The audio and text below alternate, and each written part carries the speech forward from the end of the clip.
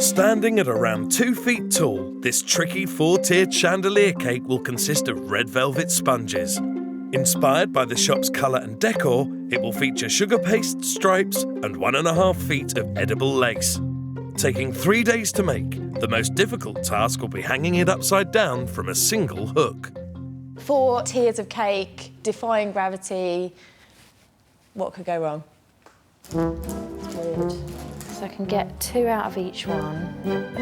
Having baked her red velvet sponges for 1 hour, Eloise moves on to the most difficult part of the bake, carefully carving and layering the cake upside down. If I get it wrong or it's too high, it won't go in the structure and it won't fit. And then, apart from slicing off the bottom of an entire cake, I can't do anything, and that is out of the question. To retain the cake shape when it's suspended, each tier will be layered with plastic discs.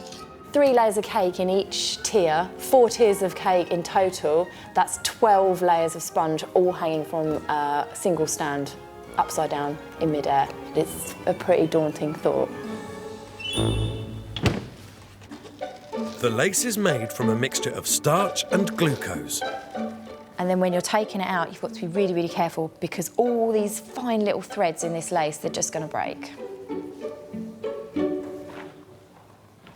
While the lace bakes for 20 minutes, Eloise starts covering her tiers in sugar paste. I'll be able to feel where it is. To decorate the 3rd tier, she uses glistening, edible sequins. I've got a lot to do. The final effect of this, when it's all done, which will take quite a bit of time, is that it will look like a pretty sequined dress. With the lace baked, Eloise must now carefully remove it from its heat-resistant mould. It's a bit risky pulling large amounts out at once. It's looking great so far. Oh, there we go. So that whole piece has come out really, really well. Using edible glue, she carefully applies the ornate trimming to the sugar paste. It's quite fiddly getting it on. You can quite easily tear it.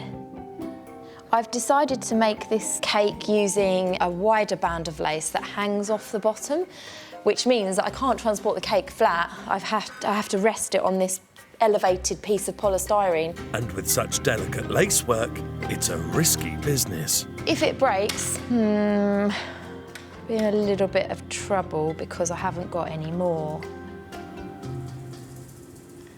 At the shop, Elle has the final challenge of assembling the cake in reverse order, from the smallest tier to the biggest. I'm finding this really confusing, to be honest. Putting any pressure on it, it's just, it feels wrong. After half an hour, her chandelier jigsaw is in place, and it's make or break time. OK, so all the pieces are in, and I've tied it on there, so it's just a matter of letting it go. It feels wrong.